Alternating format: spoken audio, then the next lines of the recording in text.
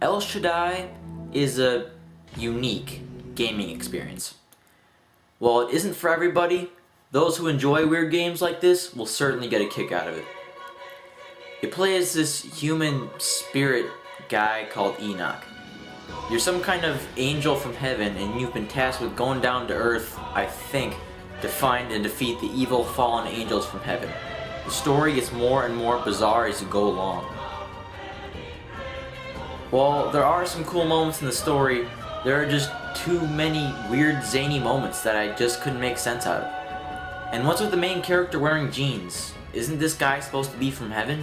Doesn't he have like some magic garb or enchanted robe? Why jeans? I don't know, it's just weird. The graphics are pretty cool.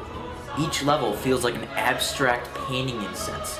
I was always pushing on to the next level to see what the next one would look like. The main gameplay is broken up into combat stages and platforming stages. The combat is broken up into 3 different weapon types, each with their own special ability. The Arch, which is your basic hack and slash weapon, and it helps you land jumps easier. The Gale, which can shoot enemies from a distance. And the Gauntlet shield thing, which can morph into a shield and block enemy attacks.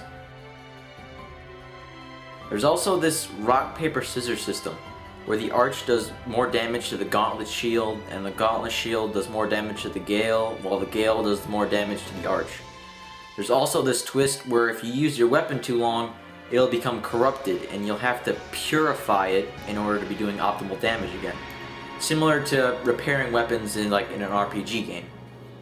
You can also steal enemy weapons in battle, and when you steal a weapon, it will automatically be purified. So you're constantly stealing weapons so you can get the upper hand on the next guy. It makes for an interesting system, where you have to think ahead to when you're going to steal, who you're going to steal from, and who do you attack to do the most damage. As much as I like the combat, I wish there was more depth. You know how in God of War, the combat was pretty simple, but you could at least level up your weapons and magic? Well, in this game, you got none of that. So you're basically repeating the same strategies throughout the whole game. Hands down, my favorite part about this game was the side-scrolling platforming segments.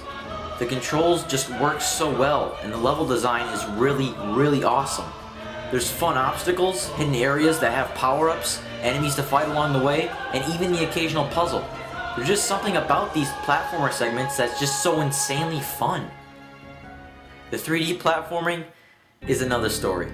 It's hard to tell where you're gonna land, and it can lead to a few cheap deaths here and there. Some of the bosses in this game are really awesome. But there's this weird thing where you could be just playing a level and then a boss shows up out of nowhere and you're forced to fight him. These catch you off guard, and most of the time I get annihilated because I wasn't ready. If you die, you're sent back to where you were abducted with almost no health. Wow, great. You can also find these secret areas called the Darkness. You have to jump your way out and get rescued by some weird angel hand or something. The only reason you want to come to one of these places is to find the bones of Ishtar that don't do anything unless you find them all. Oh, and if you fall into the darkness, then the whole game ends. Hope you had a save file. There's also this random stage that's a complete copy of Tron, complete with a light cycle sequence. And guess what? It's awesome!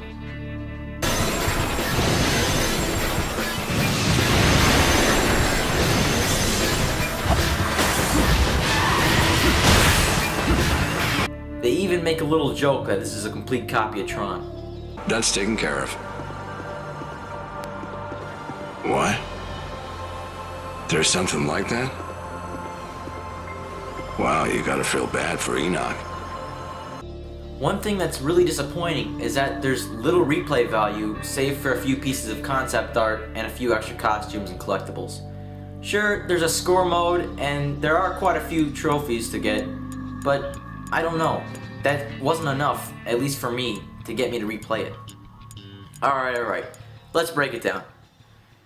You'll love the fun side-scrolling platforming, the simple combat, the Tron sequence, the beautiful art-inspired graphics, some awesome boss battles.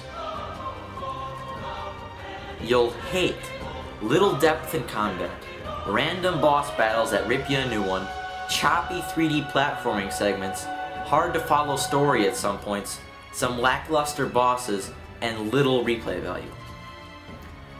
In the end, I'm going to give this game a 6.5 out of 10. It's a fun little game that if you see at a store on clearance for 15 bucks, you should consider picking it up.